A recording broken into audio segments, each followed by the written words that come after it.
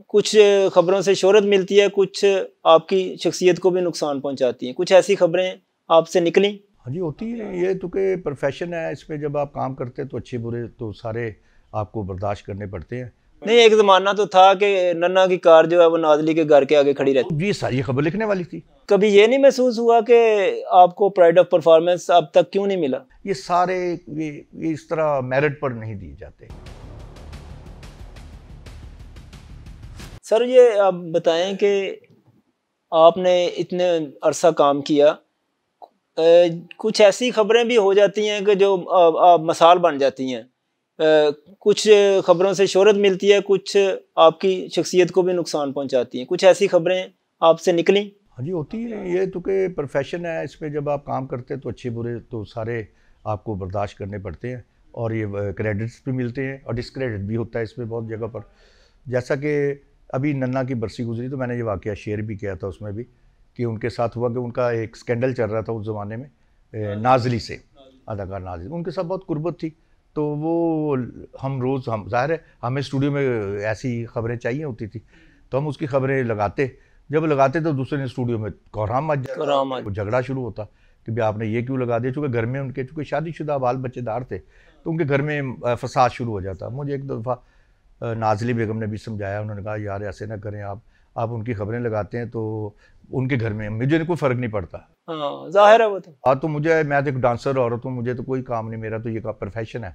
लेकिन उनके घर में बड़ा उसके बच्चे उसको करते हैं, हरासमेंट करते हैं और उसे फिर घर में झगड़ा पड़ता है तो वो मेरे साथ आके झगड़ता है कि ये खबर कहाँ से आई। तो इस तरह आप खबरें ना लगाएं, उनके साथ बड़ा चलता रहा।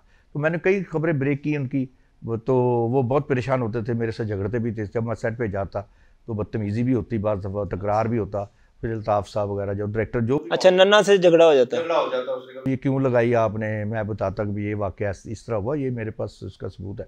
तो वो बाद में फिर डायरेक्टर्स वगैरह सुलह कराते, कहते नहीं यार ऐसी बात नहीं, ब्लैकमेलिंग नहीं है, ये खबर है, खबरिए वो अखबार में खबर लेने के लिए रोज़ आते हैं तो खबर जो नहीं, एक ज़माना तो था कि नन्ना की कार जो है वो नाज़ली के घर के आगे खड़ी रहती। ये सारी खबर लिखने वाली थी। तो कई वाक़यात ऐसे होते थे, कई जगह वो पकड़े जा रहे हैं, कई जगह तो मैं लगाता था। तो वो फिर उससे वो बेचारों की ज़ाहिर ज़िंदगी में ज़हर तो घुलता था ज़ाहिर घर के माहौल में। तो उनका जब इंतकाल हुआ तो मुझे बहरहाल बहुत अफ़सोस हुआ कि एक अच्छा इंसान था, लेकिन एक ऐसी उसकी नज़र हो गई। अच्छा, ये इंतकाल वाले दिन भी आप पहले स्टूडियो में पहुंच चुके थे? ये एक बार अपने मैं गया था, अल्ताफ़ हुसैन की शूटिंग थी फ़िल्म बारिश की। उन्होंने मुझे बुलाया था कि यहाँ गाड़ी आएगी, यहाँ से आपने आउटडोर हमारे साथ जाना, सुबह 9 बजे आ जाए। मैं जब पहुँचा तो गेट से लोग बाहर आ रहे थे स्टूडियो से। मैंने पूछा क्या हुआ? तो कहने लगे कि वो नन्ना का इंतकाल हुआ है। कैसे? कि मैं खुदकुशी कर ली। मैं किधर? कह दी एक बाल्टोन में। और मैं वहाँ पहुँच गया, फ़ौरन पहुँचा, अभी खून जैसे उनके ऐसे खून, अच्छा, कुर्सी पर टेक लगाए हुए सोफे पर, तो खून ऐसे बह रहा है उनके कानपट्टी से। ऐसे बस वो हमें तो खून नज़र आ रहा ना, जहाँ लगी यहाँ लगी कि यहाँ लगी, पूरा खून से भरा हुआ था चेहरा, तो खून ऐसे गुजर रहा था। अच्छा, अभी वो गिर बह रहा था? हाँ, पुलिस पहुंची, उन्होंने आगे कॉटन वगैरह लगाया, सब कुछ किया। सुबह का टाइम था? सुबह का टाइम ही अभी 9-10 बजे। तो उसके बाद सारे कोहराम मच गए, दुनिया इकट्ठी हो गई, पुलिस आ गई, वो सारा। फिर मैंने अपने जो एडिटर थे हमारे मैगजीन, असदुल्ला गालिब साहब बड़े मशहूर, उनको मैंने फ़ोन किया कि मैं यहाँ लोकेशन पर हूँ, ये उन्होंने कहा आप यहीं रहें, आप कहीं ना जाएँ, आप मुझे पल पल की खबर ज़ाहिर है वो सुपरस्टार था। दे रहा हूँ, तो आप यहीं रहें। मैं फिर वहीं रहा, मैंने सारा कवर जनाजे तक उनको कवर किया। इसी तरह अंजुमन बेगम की शादी की खबर मैंने ब्रेक की। तो ये लक्की अली की जो लास्ट शादी की बात करूँ, पहली शादियाँ तो हो ही उनकी। तो अब ये शादी हुई तो वो हमारे दोस्त हैं, अल्ताफ़ हुसैन उनके दोस्त हैं, भाई बने हुए हैं लक्की अली, उनके दफ्तर में मेरी रोज़ाना मुलाकात होती थी। तो लक्की ने शादी की तो हमने बड़े खुशी का इज़हार किया, चलो हमारा दोस्त है, उसने पसंद की शादी कर ली। और ये भी बड़ा अजीब हादसा है कि आप देखें कि अचानक ही उनकी मुलाकात हुई। लक्की अली को वो जानती नहीं थी। शादी की थे, गुल्लू भाई है गुलाम मोहद्दीन, उनके बेटे की शादी थी, वहाँ उन दोनों की मुलाकात। उसने कहा जी मैं आपका फ़ैन हूँ, तो आपको पसंद करता हूँ, ये वो डेट उन्होंने मार ली, उनके साथ गए, तो फिर बातचीत हो गई, तो उन्हें शादी का बंधन बन गया। तो जब उन्हें तलाक देनी थी ना, तो तलाक देकर जब आए हैं तो वो अल्ताफ़ साहब के पास में बैठा हुआ था स्टूडियो में, हम तकरीबन रोज़ ही बैठते हैं शाम को। तो उन्होंने आगे बताया कि मैंने अंजुमन को तलाक दे दी। तो उसने कहा यार ये जर्नलिस्ट बैठे हैं साथ, इतिहाद से बात करो, खबर बना लेंगे। कहता जी मैं इन्हीं को सुना रहा हूँ, अच्छा, आप खबर लगा दें। मैंने फ़ौरन आकर नेट पे वो बनाई, तस्वीर कटा कर टूट गई तड़क करके, और ये वो लगने की देर थी, आग लग गई। उनके टेलीफोन आने शुरू हो गए, अंजुमन बेगम के बीजी से करवाया, और कई जो करीबी उनके थे, शायदा मिन्नी और जो भी दोस्त थे उनको, उनका कि भी आपने क्यों ये खबर लगाई, मेरा घर आप बर्बाद करना चाहते, मैं तो शादीशुदा हूँ, मुझे कोई तलाक नहीं। मैं कहा बीबी उसने खुद कहा, जिसने तलाक दी है वो कह रहा है तो फिर तलाक हो गई है। पिछले फिर 1-2 दिनों में पेपर्स भी सामने आ गए थे। तो शायद ना होती, अब वो कह रहा है तो वो कह चुका है। वो कहती नहीं जी मुझे, उसने और भी अखबारों को खबरें दी, उन्होंने भी मुझे फ़ोन किया, जंग से फ़ोन आया रुमान निसान का और दूसरे दोस्तों का। उन्होंने कहा यार ये कन्फर्म, मैंने कन्फर्म है आप लगा दें। उन्होंने लगाई, प्रेशर उन्होंने डाला तो उन्होंने दूसरी तरदीद कर दी कि जी, उन्होंने कहा मैंने नहीं की। जब उन्होंने तरदीद की तो मैंने लक्की को पकड़ लिया, उसके मियाँ को। मैं कहा यार तुमने जलील करवा दिया, तुमने कहा मैंने तलाक दी है, तो तलाक तो नहीं तुमने दी है। उसने कागज़ तैयार करवाए वकील से, वो मुझे कॉपी दी। उसने कहा जी अब तो होगी तसल्ली आपकी। मैंने वो लगाया नेट पर, तो वो दोस्त जो मुझे शर्मिंदा कर रहे थे कि आपने तो ज़िंदगी पर कभी झूठी खबर नहीं दी। मैंने भी ये लोगों से कहा कि यार मैंने पिछला मेरा रिकॉर्ड देख लें, अगर मैंने झूठी खबर या स्कैंडलाइज नहीं किया, वो मैं सच बोल रहा था लेकिन वो झूठ बोल रही थी मोहतरमा। तो वो फिर वो सच्चाई साबित हुई, तो लोगों ने कहा, दूसरे दिन फिर खबर चली कि वाकई उनकी शादी हो चुकी है। अच्छा अंजुमन शादी की हुई तो मैं एक दिन गया सेट पर, जोहर टाउन पे कोठी थी, आशा और सजना होती थी एक डांसर, उनके घर पे शूटिंग थी मसूद भट्ट की किसी फिल्म की, तो हम देखने चले गए। वहाँ गए तो साइमा बेगम दुल्हन बनी बैठी थी। मैंने मजाकन कहा, मैंने आज तो बिल्कुल ओरिजिनल दुल्हन ही लग रही है। तो कहती मैं दुल्हन हूँ तो दुल्हन क्यों ना लगूँ। अच्छा कि इसकी सैयद नूर की। तो मैंने कहा वो तो ऐसे ही है ना, अगर आप ऑफ ऑन रिकॉर्ड कहें तो फिर कहती मैं कह रही हूँ। मैंने मसूद भट्ट को बुलाया, मैं कहा भाई गवाह है ना, खबर मैं देने लगा हूँ। तो मैं गवाह बना लूँ, तो क्या सुबह से इन्होंने तरदीद करी, इनको आदत भी होती है फिल्मी लोगों को। दूसरे कहा जी मैं तो मजाकन कहा था। उसने कहा देख लो इन्होंने लगा देनी, जी लगा दें। फिर एक और दोस्त को मैंने बुलाया, मैं पूछ लो, मैंने खबर देनी है। मैंने कहा वो हमारे दोस्त है ना सैयद नूर, तो ऐसे ही वो इतराज़ करेंगे। तो वो थे भी नहीं यहाँ, मैं लंदन में थे। मैंने अच्छा अंजुमन का जिक्र आया था, अंजुमन और बाबरा, फिर आसिया, आसिया तो इनसे सीनियर थी तो हाँ, ये बाबरा और अंजुमन का दौर तकरीबन एक है। बाबरा नहीं, बाबरा और आसिया के दौर, बाबरा और आसिया पहले, एक है अंजुमन बाद।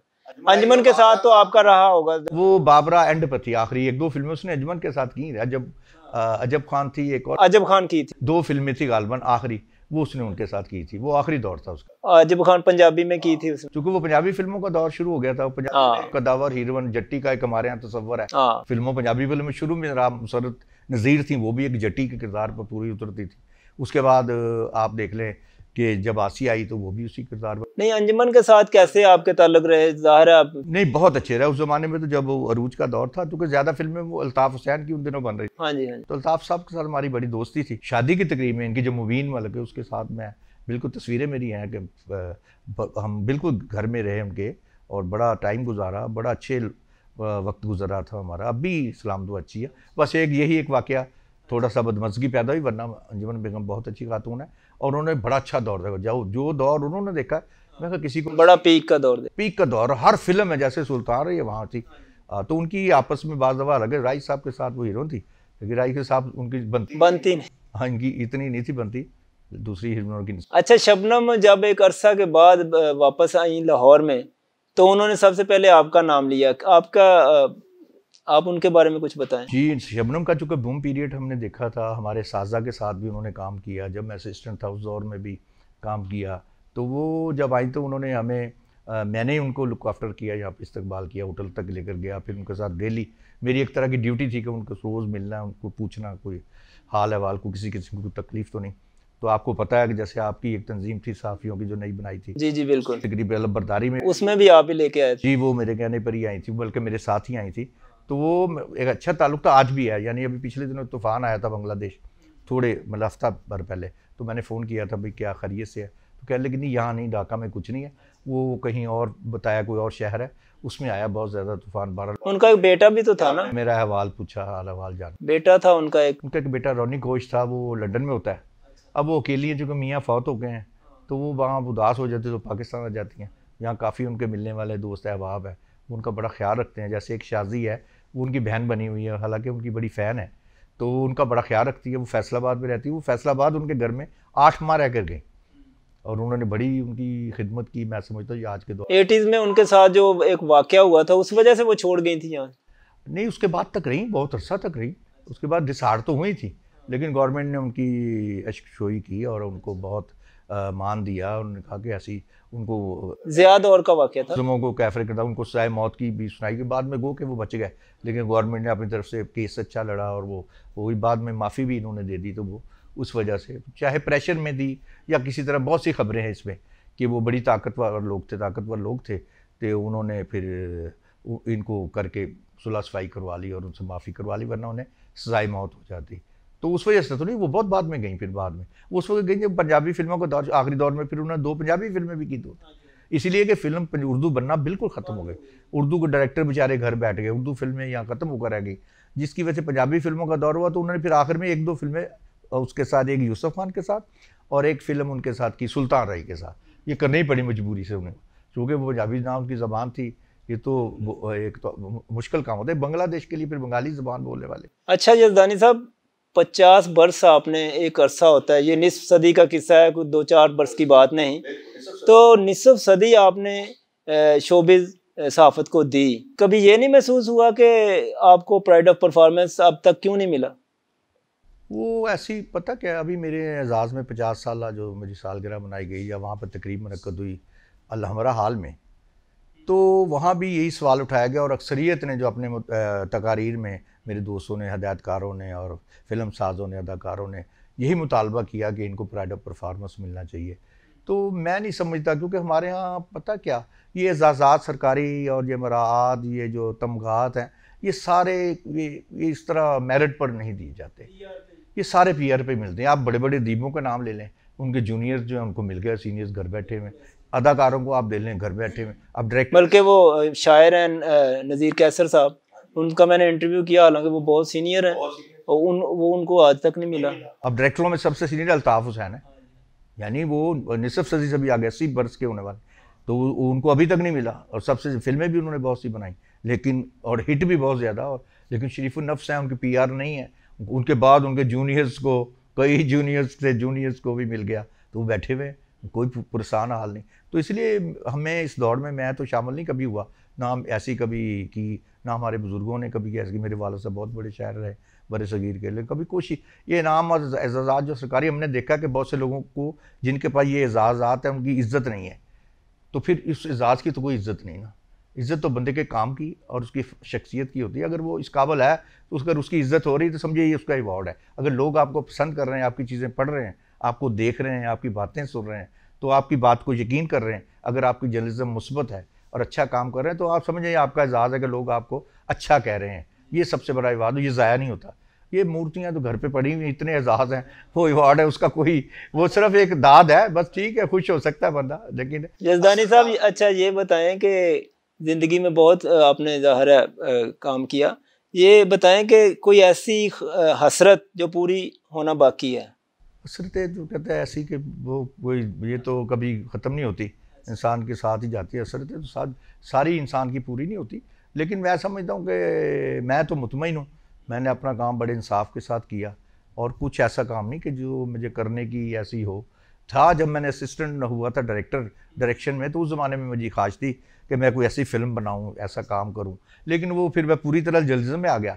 और फिर साजा ने मेरे समझाया कि आप एक फ़ील्ड में 2 किश्तियों में पाँव न रखें, आप एक किश्ती के सवार बन जाएँ। तो मैं पूरी तरह जर्नलिज्म को बेहतर पाया, मैंने मशवरा भी किया और मुझे दोस्तों ने नहीं मिले, सीनियर ने, मेरे साजा ने, जो फिल्म में भी थे, मुख्तलिफ डायरेक्टर थे, उन्होंने कहा आप इसका इंतखाब करेंगे तो आपके लिए ये मुस्बत रहेगा। लेकिन मुझे बाद में उन्होंने, जब मैं बन गया किसी मुकाम पर आया, तो उन्होंने मुझे पूछा, क्यों जी हमने गलत आपके लिए, अब फ़ारग हैं, हम आपके उस्ताद हैं और हम फ़ारग बैठे हुए और आप माशाल्लाह इतने मसरूफ़ हो, काम कर रहे हो, तो ये बेहतर फ़ैसला था। मैं समझता हूँ तो फ़ैसला बड़ा बेहतर था।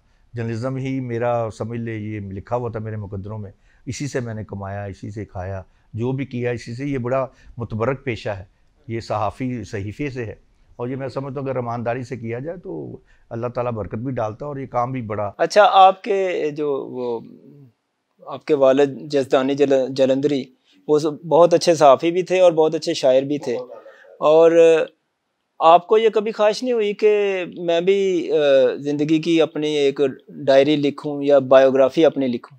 कि मुझे बहुत से लोग कहते हैं, बहुत सी चीज़ें हैं, लेकिन मेरा दिल भी करता है लिखने को। ये जो ख्वाहिश आपने पूछी तो ये है अलबत्ता, ये कह सकते हैं कि मैं चाहता हूँ ऑटोबायोग्राफी हो। वो जब मैं सुनाता हूँ या मैं लिखता हूँ कुछ पेजेस, जो अपने दोस्तों से मशवरा करता हूँ, तो वो जो सच होता है वो बहुत कड़वा है। उसमें अगर हक़ाइक़ आप पूरी तरह लिखें, ना लिखें तो फिर ना लिखें। मेरा ख्याल ना लिखनी चाहिए, अगर सच नहीं लिखना। लिख दें आप। तो आप ही का मशवरा, मेरे कई दोस्त, मेरा एक लायक दोस्त भी मुझे कह रहा था कि चले यार आप अपनी ज़िंदगी में नहीं, बाद में हम छाप लेंगे, आप मुझे लिख कर दे जाएँ। लेकिन जो इतनी यादगार चीज़ें हैं ये आप ज़ाया ना करें, ये आप हमें लिख दें, बल्कि आप लिख दें, हम आपके कानूनी माहिर बनकर आपका केस लड़ेंगे, आप सच लिख दें और हम आपको छाया भी कर देंगे ये सारा कुछ। और उसमें तो बड़े दिलचस्प वाक़यात भी ऐसे ऐसे हैं कि वो जो स्क्रीन पर बयान नहीं किए जा सकते, चूँकि वो कई ऐसे लोगों के नाम आएंगे, कुछ लोगों की परेशानी होगी, तो उन लोगों की इज्जत बचाने के लिए मैं चाहता हूँ ना, लेकिन वो दोस्त भी हैं, कई साथी भी हैं, लेकिन जब सच लिखना है पूरा लिखना सच, आधा सच नहीं। आधा सच लिखने का फ़ायदा नहीं, आधा तो लोगों के पास है, हर शख्सियत के बारे में उन्हें जो पता है आधा ही होता है, पूरा तो उसे ही पता है जिसके साथ बीत रही है या वो जो उसके साथ लिव कर रहा है, अंदर बैठा है। तो मुझे बहुत कुछ पता है, बहुत से राज हैं, लेकिन वो इंशाल्लाह कोशिश है कि मैं अब जल्दी से उसे वो ले आऊँ उस पर। जसदानी साहब बहुत बहुत शुक्रिया आप हमें ज्वाइन करने का। नाजरीन, आपने सैयद जसदानी साहब की बातें सुनी, शोबिज़ इंडस्ट्री का पुराने दौर और नए दौर की, कैसे कैसे ये इन्होंने सहाफ़त की और कैसे ये चलते रहे। मैं इन्हीं अल्फाज के साथ आपसे इजाज़त चाहता हूँ। आप देखते रहें हरीफ डिजिटल। बहुत शुक्रिया।